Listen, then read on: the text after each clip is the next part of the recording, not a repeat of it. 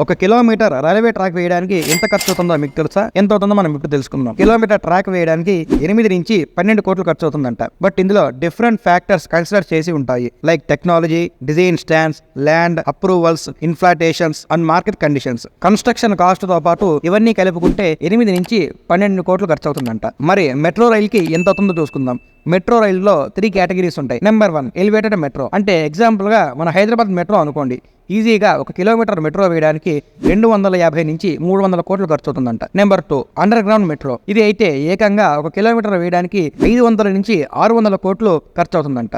అంటే elevated metro కన్నా 2 times ఎక్కువ. Number 3 earth grade metro. అంటే ఇది నేలపైన తిరిగే మెట్రో రైల్స్ అనమాట. ఇది మనం కలకత్తాలో చూసి ఉంటాం. ఇది కన్స్ట్రక్షన్ చేయడానికి పర్ కిలోమీటర్ కి 150 నుంచి 200 కోట్లు ఖర్చు అవుతుందంట. ఇన్ని కోట్లు పెట్టి కన్స్ట్రక్షన్ చేస్తున్నారు. అంతేకాకుండా మన రైల్వే ఎక్స్పెన్సెస్ చాలా చీప్ గా ఉంటాయి. మరి గవర్నమెంట్ కి లాభం వస్తుందా, నష్టం వస్తుందా?